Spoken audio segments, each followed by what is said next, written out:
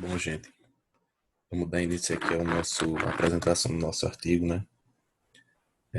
De Introdução ao Estudo do Direito 2, que tem como docente o professor Nadielson França e eu, como aluno, Murilo Pereira de Souza.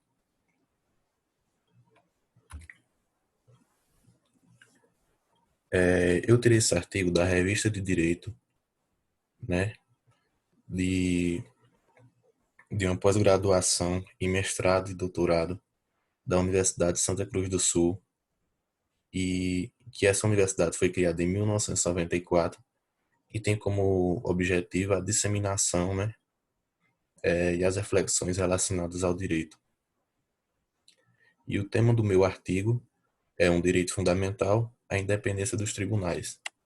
E que essa revista também tem como qualizar 2, uma boa qualificação, por sinal.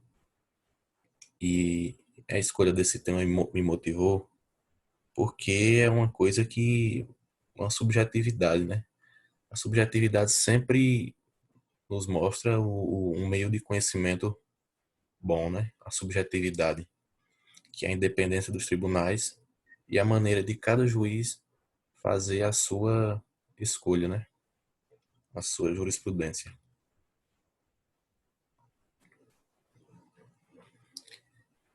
É interessante analisar que a Europa vivia um período ruim, né? Onde passou pelo neoconstitucionalismo, né? Aquela coisa toda de colocar a lei acima de tudo, não importando os direitos humanos, né? Não respeitando, aliás. E vamos dar início aqui à nossa introdução. A Europa vivia um período tormentoso, angustiado por uma crise da qual não tem podido ou sabido libertar-se. No contexto da União Europeia, as restrições impostas pela crise e, em alguns casos particulares, a deriva autoritária imposta pelo poder político, com exemplo paradigmático da Hungria, mas também da Romênia, tem desencadeado uma forte apreensão expressa no denominado Dilema de Copenhaga.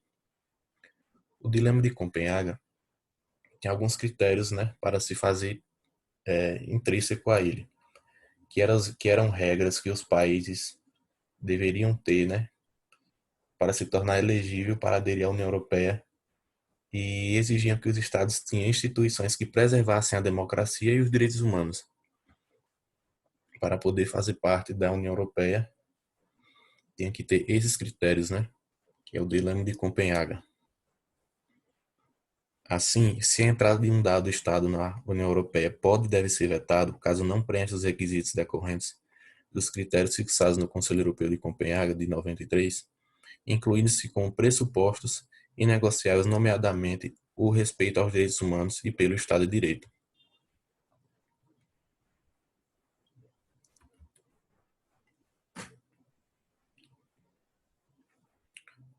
Por isso, no momento atual, resulta uma outra vez imperioso aquilatar da concretização dos direitos humanos, em especial no que concerne a sua relação com a independência dos tribunais, o tema que nos cumpre a tratar. No âmbito da afirmação dos direitos humanos, quando refletimos sobre o futuro da justiça, naturalmente que a Carta de Direitos Fundamentais da União Europeia surge como bússola diretora, como vem sendo sublinhado pela Comissão Europeia. A Carta de Direitos Fundamentais deve estar firmemente enraizada no compromisso da União em respeitar e promover os direitos humanos. Em qualquer caso, as instituições europeias e os Estados-membros, na aplicação do direito europeu, sempre estão obrigados a respeitar os direitos fundamentais presentes na Carta dos Direitos Fundamentais da União Europeia. E é nesse cenário de crise e conflitos que adere importância os tribunais, né, e sua subjetividade para chegar a uma conclusão mais coerente. A existência de tribunais independentes e imparciais decorre justamente destas normas, igualmente presente no artigo 10 da Declaração Universal dos Direitos do Homem, as quais estabelecem em súmula que todas as pessoas têm direito, em plena igualdade, a que a sua causa seja equitativa e publicamente julgada, num prazo razoável, que nem sempre acontece esse prazo razoável. que inclusive aqui no Brasil, uma pessoa, um réu para ser julgado, demora muitos e muitos anos, né? Por um tribunal independente e imparcial que decida dos seus direitos e obrigações ou das razões de qualquer acusação ou pretensão que contra ela seja deduzida.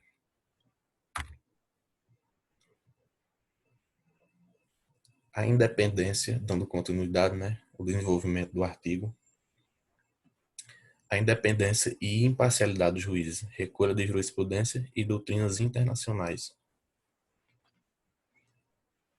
A existência de tribunais independentes e imparciais no quadro de uma separação dos poderes do Estado constitui ninguém o duvida de um direito fundamental cometido a todos os cidadãos europeus.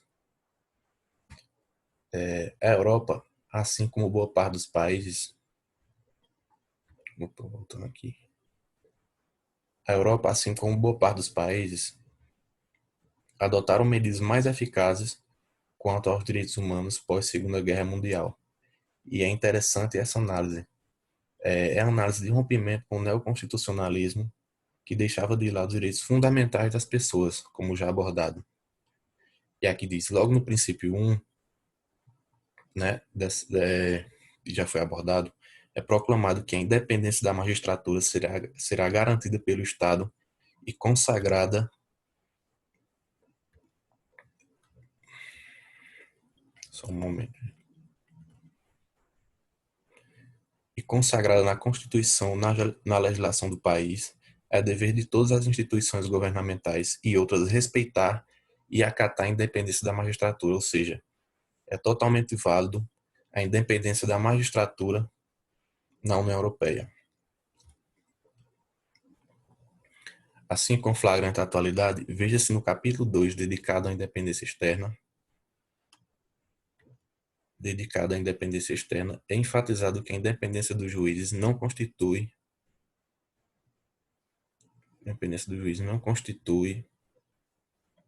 uma prerrogativa, o privilégio concedido ao Poder Judicial no seu próprio interesse, mas no interesse do Estado de Direito.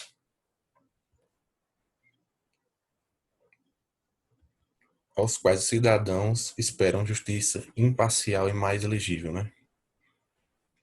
E aqui traz a questão financeira como um problema no judiciário.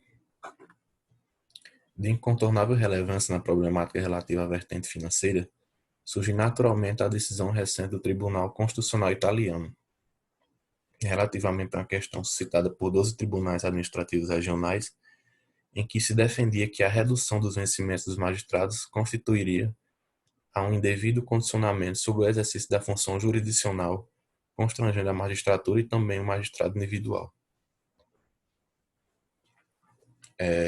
Há um confronto com o poder público a fim de repristinar a sua condição econômica, gerando subterrâneo conflito entre instituições que minam pela raiz da serenidade do juiz.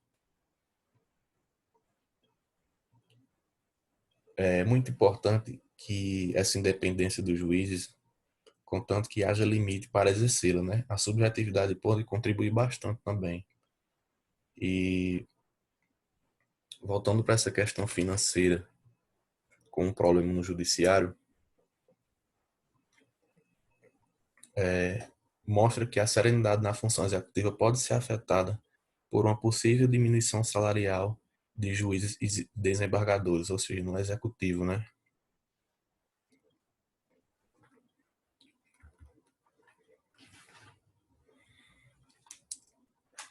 Aí tem a análise crítica, né, exposta pelo artigo e suas primeiras conclusões. Dando início aqui à análise crítica do artigo, o artigo nos mostra a cooperação e a comunicação entre os Estados-membros da União Europeia, permitindo que os juízes de cada país possam ter troca de informações para que possa chegar à jurisprudência mais coerente, que já foi também citado anteriormente, né? Aí, desde logo, coloca-se a questão de poder garantir a afirmação dos direitos fundamentais presentes na Carta, numa dimensão que se dirige aos cidadãos da União Europeia e na qual eles diretamente se revejam, como explicava Viviane Reding, vice-presidente da Comissão Europeia. Permanece um desapontamento da generalidade dos cidadãos em relação à proteção conferida pela Carta, quando se constata que 3/4 das queixas recebidas anualmente pela Comissão a propósito de eventuais violações de direitos fundamentais. O professor Joaquim Gomes Canotilho frisa a existência de um constitucionalismo global que vigora nos princípios relacionados à dignidade da pessoa humana, que é presente na nossa Constituição, né? A dignidade da pessoa humana. É tão importante colocar a dignidade da pessoa humana no topo, né? De qualquer coisa, de qualquer ato jurisprudencial, ou até mesmo de uma lei positivada, que a importância que o ser humano tem, né, na Constituição.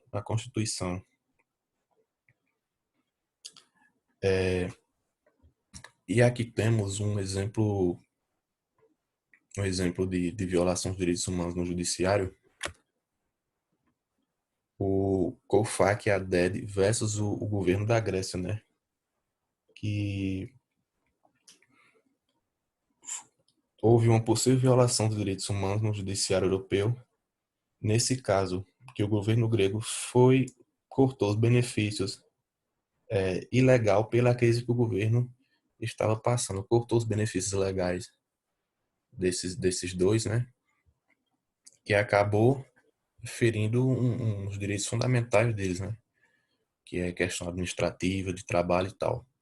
Eu fui pesquisar um pouco mais sobre isso e acabei pegando um texto, um PDF, traduzi, estava em inglês e acabei entendendo um pouco mais.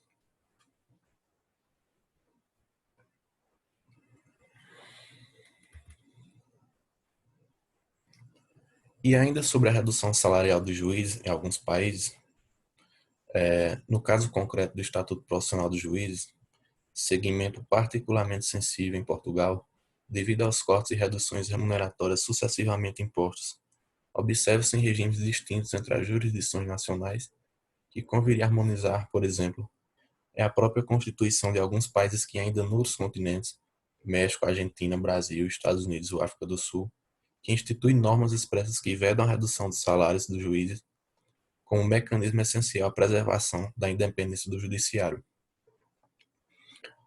Aqui afirma, né, que,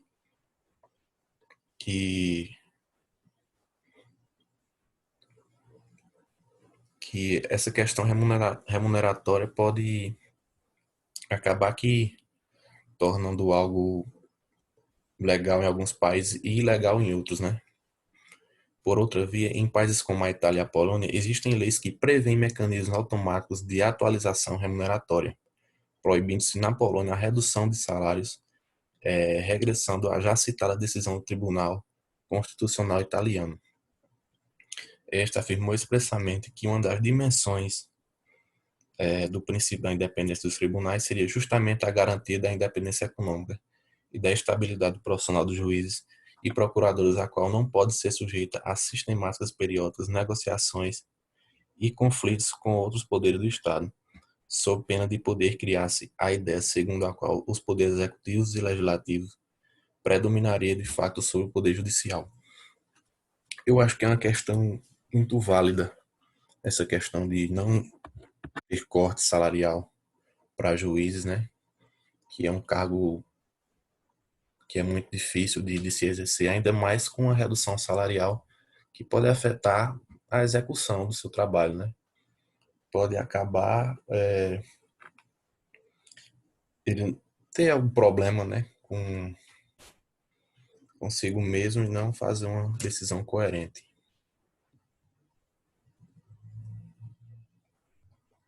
O artigo traz que devemos refletir sobre o artigo traz que devemos refletir sobre os bloqueios, né, que afetam o judiciário por boa parte do mundo e que por boa parte do mundo e que dificultam a afirmação concreta dos direitos humanos. Tais fenômenos podemos citar um judiciário aprisionado a leis, como por exemplo na América Latina, e seu sistema jurídico civil, né? onde os cidadãos deixam muitas vezes de encontrar nos tribunais uma forma de concretizar direitos, e também vale destacar a ausência do tempo razoável da justiça, né? Que essa tempo razoável da justiça acaba muitas vezes prejudicando o réu. Dificilmente vai beneficiar o réu, mas acaba prejudicando o réu, né? Esse tempo, no meu ponto de vista, acaba prejudicando. Que passa bastante tempo, muitas vezes pode beneficiar também, né? Passa bastante tempo para ser julgado, muitas vezes acontecem mais e mais coisas acontecem do réu escapar, né? Acabar escapando da justiça. E enfim. E o dilema de Copenhague traduz de algum modo a incapacidade da União Europeia em lidar com violações dos seus princípios, estruturando-se no quadro da afirmação de um Estado de direito democrático. Daí que sejam crescentes as vozes dos que reclamam o reforço, por parte da Comissão, da eficácia conferida às suas recomendações através de uma estratégia de afirmação dos direitos fundamentais, por via contenciosa que imponha o início de um procedimento contra um dado Estado-membro. No caso de violação desses direitos, à luz do disposto do artigo 2 do Tratado da União Europeia, o qual garante o respeito pelo Estado de Direito nas suas vertentes matriciais, que consolida a efetivação e a proteção dos direitos humanos.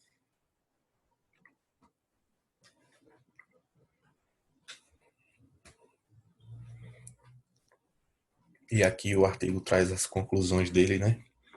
Que partilhamos de uma visão de justiça como equidade. Uma questão de igualdade mesmo, né? Entre sociedade e judiciário. E qualquer poder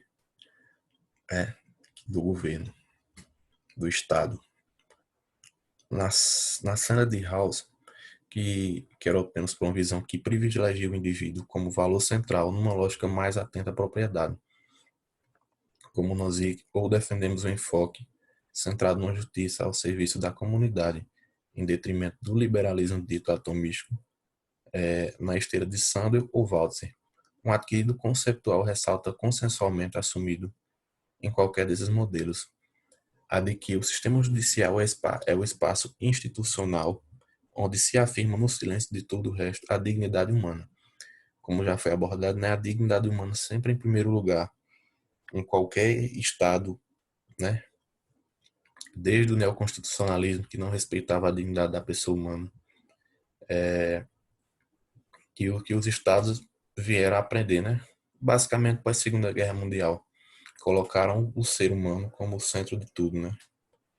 Aquilo que constitui o núcleo maior ou menor dos seus direitos fundamentais. Na verdade, se com Habermas entendemos que os direitos humanos como tendo a forma de direito subjetivo positivo, que isso se torna totalmente válido, é um direito subjetivo positivo na visão do Habermas, cujo desrespeito é punido, o que garante ao indivíduo o espaço de liberdade e de direitos. Naturalmente que os tribunais serão o repositório onde a indignação dos ofendidos pode invocar os direitos de uma dignidade violada.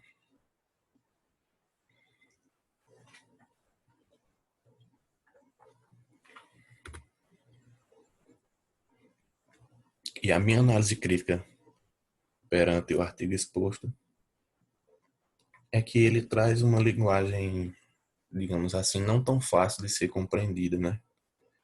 E ele enfatiza muito a questão dos direitos humanos, que hoje em dia é primordial em quase todos os estados. Ele nos mostra também, deixa eu ver como é que eu posso falar,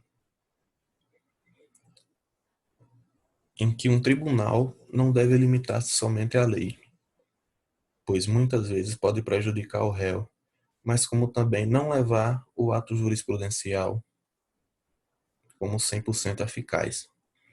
O que pode ocorrer, né, que o juiz pode não estar muito bem nesse dia, né, e pode acabar fazendo uma justiça incoerente.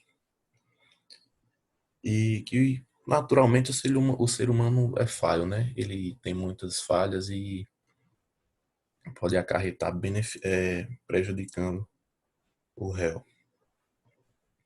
Muitas vezes pode não interpretar bem, né? Apesar de tratar a justiça na Europa,